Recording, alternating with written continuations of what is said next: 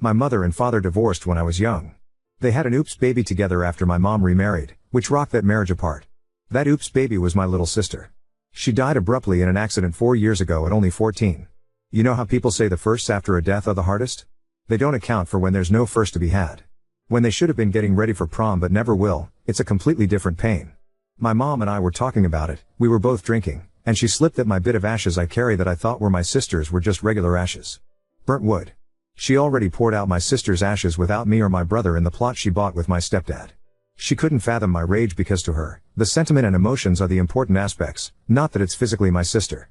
My anger is prompted by the lies and the fact those sentiments and emotions are attached to something not my little sister, and I had no idea she cast her ashes on a plot she wouldn't have cared about. I screamed at her to get out of my house, locking the door behind her and calling up my stepdad to pick her up. I threw the necklace out the window to the front lawn, then regretted it and tore it out of her hands when she picked it up. As she would say it, I made a scene and embarrassed her. I kept screaming and calling her a liar whenever she tried to explain herself or get back inside. I was threatening to call the cops on her when my stepdad finally showed up and took her away. He called me the next day and left a message saying that he wanted to talk about what happened and how he understands why I'm angry and hurt. He just wants to talk, but I need to talk to my mother too about this because she's a grieving mother, emphasis is, and my sister's death was a huge blow to the entire family and everyone is trying to regain our bearings still, so some kindness is needed.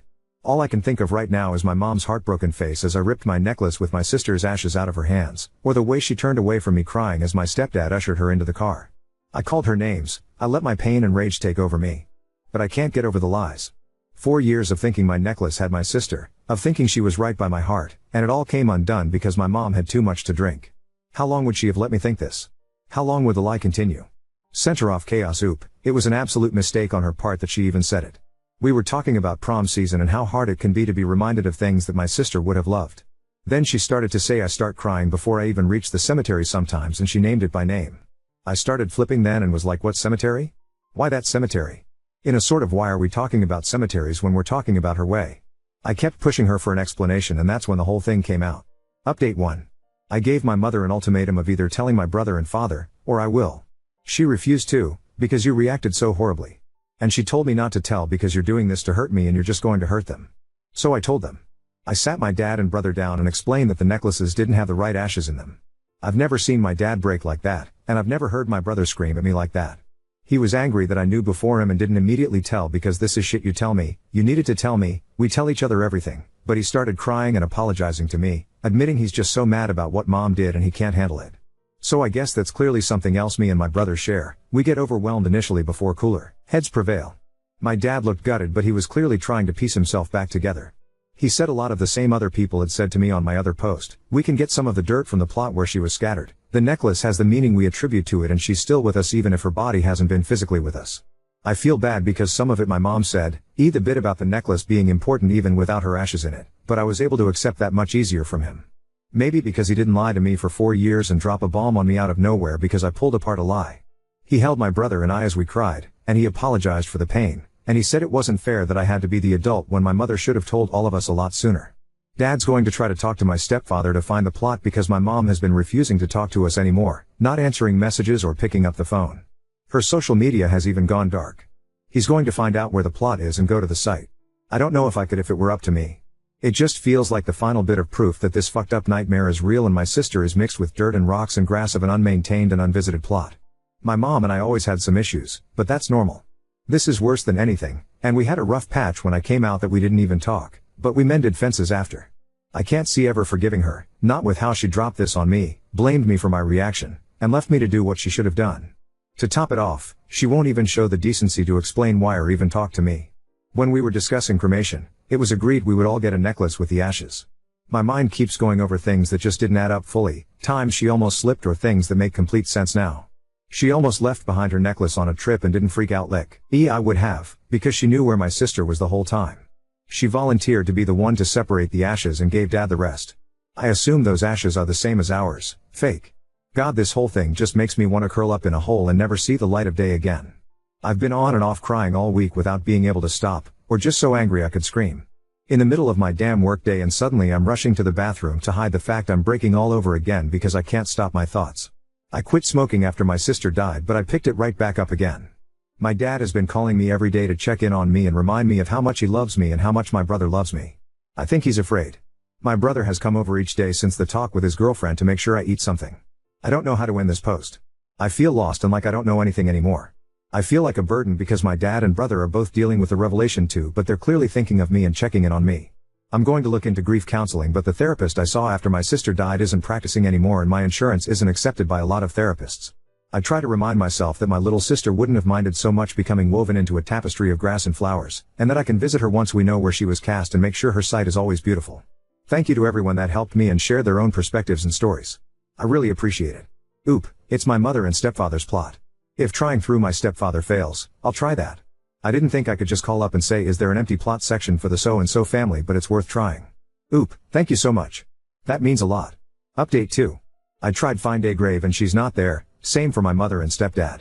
I'm going to start with the minor stuff though. He's been happening or whatever because my head just feels like a brick. I got a promotion I'd been aiming for before everything. My boss did tell me I had already got it before this all happened and it was held off on announcing so I could have time to process before I had to adjust to the new job requirements. I couldn't even feel proud. I know a month ago I would have, but I feel numb. I'm working a lot more hours now than normal, usually about 6 a.m. to 7 p.m., give or take. Paycheck looks nice, I guess.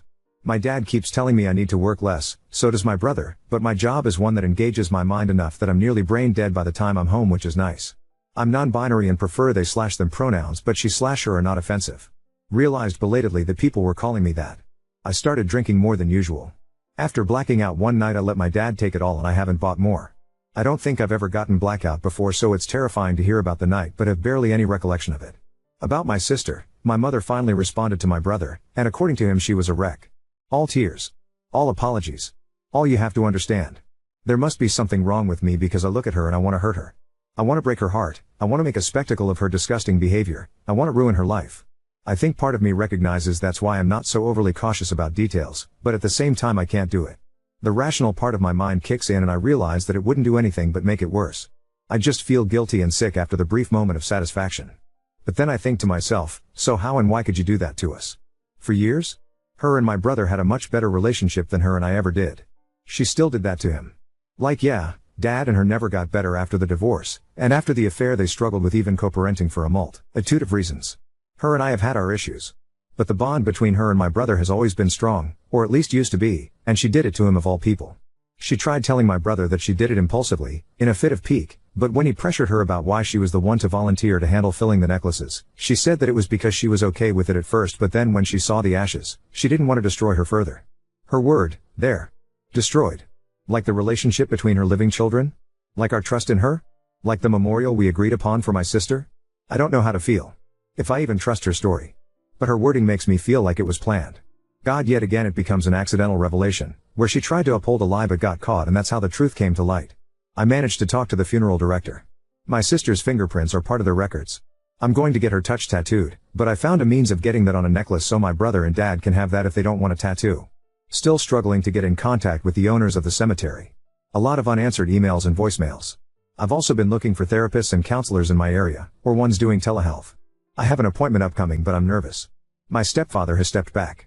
He set a boundary that he won't talk to us until we agree to discuss this without blaming anyone, and any time the conversation starts going toward asking about motive or who knew what and when, he says the conversation needs to end.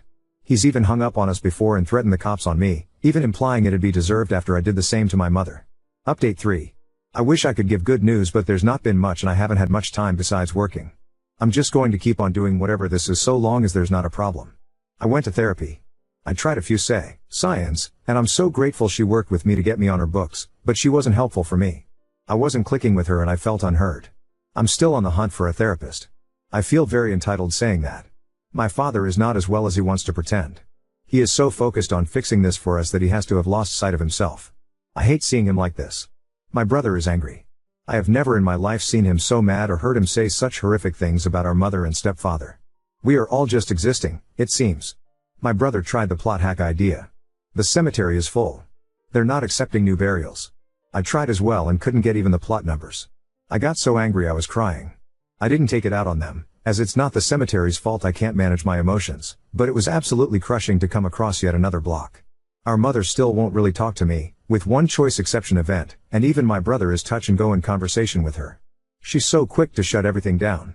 The exception is this: my mother offered to let me purchase the plot from her. She said I can share it with my brother and this way we can be buried together where our sister is. She phrased it like she was giving me some sort of peace offering, or paying me a favor. All total costs together, the liner, the plot, the headstone, the permits, because our state requires one for such sales, the care, will be over $9,500. Her and my stepfather are willing to forego the cost of the headstone to make it easier for my brother and I, to make up for us not being there for the scattering. No mention about how Dad wasn't there either. No true sorry, just what amounts to if you want access to your sister, pay me for the privilege. I want to say she doesn't intend it this way. I want to agree with my stepfather that this is her attempt to reconcile, so I should meet her halfway. I can't keep doing this. I want to put this behind me, somehow. I want to forget about the plot. I want to forget about my mother entirely. It feels like it would be easier to completely cut her out, make peace with what I have of my sister, and never, ever think of my mother again. I feel like a horrible child thinking that way, and my stepfather's attitude doesn't help that feeling. I tried explaining I just want some of the dirt from the plot for part of a memorial, but my stepdad started threatening to sell it back to the cemetery because clearly nothing else will satisfy you. My brother and I are in agreement that it's a baseless threat, especially if they really did cast her ashes there, because our mother would never do that and then separate from the plot. We both know even if we buy it from her, she'll visit our sister still. I can't help the niggling concern that she did something else with the ashes than we think and what she's let on, like that the cemetery is unrelated and she was somehow clever enough to keep up or think up a convoluted lie when drunk. I keep looking at my bank account. My brother doesn't want to buy it off her, I don't think, but he's also still furious at the offer, so I don't want to say he doesn't. He means well, I think, but anytime I try to broach the offer, he starts in about how we're making our own memorial and that her offer is needlessly cruel, so I shouldn't entertain it. I could afford it, if I shuffled some bills around and worked more. Almost for peace of mind I want to say yes and take the offer. She gave me a deadline. I still have a bit of time, but it doesn't feel like enough. My dad has taken over trying to figure out the legalities of this situation, what he can do to force her hand to share where the plot is or what he can do to make things better. He's fit to be tied. He's doing what he can, looking into what legal avenues we can pursue and what can be done to force her to give the location. It seems like we don't have many options. It doesn't feel right or fair. He keeps saying what my brother has said, trying to reassure me, but I can't not think of it. I'm not sleeping much these days. I think the only thing going well in my life is my work and I still haven't had anything to drink. I think maybe the next option we can try would be letting the cemetery know ashes were illegally spread on their grounds, but what will they do in response? I know I'm being paranoid and catastrophizing when I fear that they'll do something to clean my sister from the plot, or take it away from my mother and I won't be able to access it. So I guess the update is everything is as fucked up as it has been since that stupid night with my mother. I do want to address the outpouring of support everyone here has given me. It has meant the world to me, and given me a place of stability and external perspective where my current life is far too close to provide that. Now on to second story. Boyfriend shattered my phone and threw away a gifted flower out of jealousy, leaving me heartbroken and confused on my birthday. My boyfriend shattered my phone because a homeless guy gave me a flower. My birthday was a couple of days ago and I haven't spoken to him since. I'm heartbroken about this. I was walking home with my boyfriend and we passed a group of homeless people. One of them said, "Here you go, miss you, since you're the first woman who walked by and gave me a dead flower." It was around 10 p.m. and my birthday was at midnight, so it kind of felt special to me. I said, "Thank you so much," and kept walking. My BF didn't say anything, so I didn't think anything was wrong. I took my phone to take a video of the flower and tell my friend what just happened, and he tried taking my phone. I was laughing and asked what he's doing and didn't answer, just kept walking next to me. He looked a little annoyed, but I still wanted to get a video with the flower, so I pulled my phone out again. This time, he hit my hand really hard and made me drop my phone on the concrete. My phone screen is completely broken. Luckily, it's the screen protector, but still, it's all shattered. I screamed, "Why did you do that?" and he took my flower and threw it on the road. He said that's what I get for embarrassing him like that. I was tearing up because 1. He broke my phone. 2. He threw my flower away. 3. I couldn't understand what I did wrong. He made me delete the video with the flower in front of him and we walked in silence the rest of the time. At home, I blew up at him. I was crying, screaming, asking him why he did that. Literally an hour before my birthday. He said, "How would you feel if a girl just came up to me in front of you to give me a flower?" I said if it were the same homeless woman that you see almost every day when you walk in your neighborhood, I wouldn't mind. We have walked by this specific man plenty of times. He called me a liar, then said I was manipulative to try to invalidate his feelings when I was blandly disrespecting him in front of other men. I don't understand how it's disrespectful. I wasn't even going to keep the damn thing. It was a dead flower. I just thought it was cool because that had never happened to me, especially 2 hours before my birthday. He said a bunch of stuff, basically that I was an attention whore. I was sobbing. It was already my birthday and I felt like shit. We went to sleep without talking and the next morning he was gone. I had a brunch with my friends, so I had my mind distracted for a couple of hours, but it was still in the back of my mind. I still don't know who's 100% in the wrong here. Maybe I shouldn't have accepted the flower, but I honestly saw it as an innocent thing. He still won't talk to me, even his siblings wished me a happy birthday but he hasn't yet. I don't know what to do, I don't want to lose my boyfriend over a flower. Update 1. I broke up with him. To be honest, I still love him and I'm trying to cut all communication, because I know that if he contacts me again, I'll mostly, Kelly go back.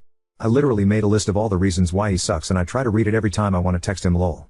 Here's the update, he surprised me with my favorite flowers and a letter. He wished me happy birthday and apologized for his reaction. He said he was being immature and it won't happen again. He said we should work on communicating each other's boundaries better. He also apologized for ghosting me for a few days, he said he just needed some time to cool down. Not going to lie, I just wanted my boyfriend back, so I accepted the apology under the condition that he will never do anything like that again. He swore on his life that he'll never make me cry ever again.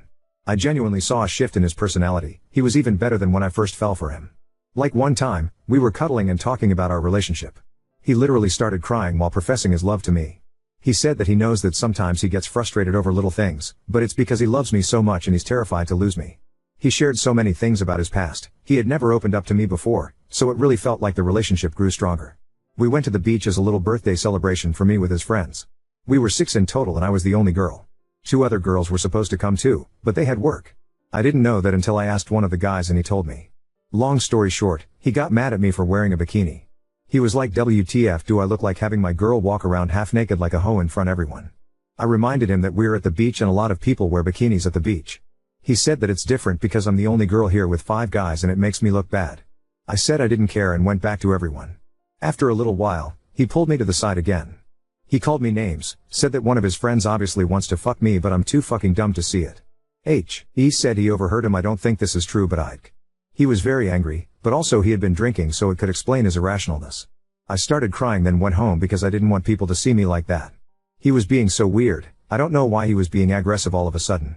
Like before the flower incident, he had never used that kind of language with me, especially in public. He came over that night to talk about what happened. I was so hurt, I honestly thought we had grown closer. We both explained our side of the situation. I told him I wasn't trying to get anyone's attention by wearing a bikini and I can kind of understand his point of view. BC was a little uncomfortable too being the only girl there. He said I could have put my clothes back on but I had to stay in a bikini. He said I looked like a hoe waiting to get fucked when I was laying on my stomach tanning. I can't really remember what he said after that, I was just so hurt. We were going in circles, so we decided to just go to bed. He then tried to initiate sex which just pissed me off. I said no every time. I heard him say something about me being an annoying ass bitch under his breath and that was the last straw. I kicked him out and broke up with him. It wasn't easy, he was crying and screaming the whole time. He even punched a wall in my room. I was terrified, I never thought he could do that, we had never fought like that before. He finally left when I dialed 911 and threatened to call. I don't know why I still love him so much, I understand his reactions, knowing his past and what he's been through, and it's a lot, trust me. I know it's not an excuse but it's still an explanation, right? Anyway, it's over now, half of my stuff is still at his house, I don't even want to think about it right now. He's blocked, I am really trying to villainize him in my mind so I can move on, but it's hard when all I can think of is the amazing moments we shared. Like how he was crying in my arms telling me he loves me more than life, the day he asked me to be his girlfriend or the day he gave me a promise ring. Maybe I did go wrong somewhere, it's just so crazy to think that all of this could have been avoided if I hadn't accepted the flower. Also I am very aware that I'm dumb for thinking that he could change so quick, I just wanted my boyfriend back. Update 2. I'm ashamed to admit it, but I went back one more time. I know it was a stupid choice. It's hard to explain, it's like he has a hold on me. At first, it was just about the sex, nothing more. We didn't want to completely cut each other off, but I didn't want to officially get back together or start meeting new people, so we agreed this would be the best option. And for a while, it actually worked. After the 5th or 6th time, we decided to try getting back together but to do it right this time. I laid out my boundaries, no yelling, no cursing at me, no hitting, no going through my stuff, and being respectful. I made it clear that if he crossed any of these lines, I would leave him. I told him I wasn't his emotional punching bag and that just because he's been through a lot doesn't mean he can take it out on me, especially since I've never treated him that way. He agreed to everything and shared his own boundaries with me, no yelling, being respectful, modesty, and not going through his stuff. I also read some comments about how punching a wall can be the first step to punching someone, so I told him that could never happen again. He agreed and even booked a therapy appointment. He's really committed to self-improvement, anger and impulsiveness are his only real issues. We both wanted this to work. Our anniversary is coming up, and I didn't want to break up right before it. Things were going fine until he sent me a TikTok of my post and accused me of exaggerating everything, basically calling me a liar. I'm attaching some screenshots because to this day, I still don't understand why he was saying all that. I got mad and called him, and we ended up screaming at each other on the phone. I felt like he was making everything about himself again and dismissing my feelings because he was embarrassed. He came over with my stuff and broke up with me, insulting me the whole time. I didn't want things to end like that, so I asked him to stay and talk. Long story short, we ended up screaming at each other again, and he broke my MacBook. I'm so done. Luckily, I'm not going to school this semester, so I won't really need it, but he still broke it. Like what the fuck? I'm reading the book that was recommended to me, and it's hard to accept that my boyfriend is one of those people. I'm glad he broke up with me. I know he's not good for me. He hates me now, and it's for the best. I know he won't bother me again, and I have no reason to talk to him now that I have my stuff back. I'm still learning a lot, like what love bombing is. I didn't even know that's what he was doing. I know I'm naive, and that's why I want to stay single for a while.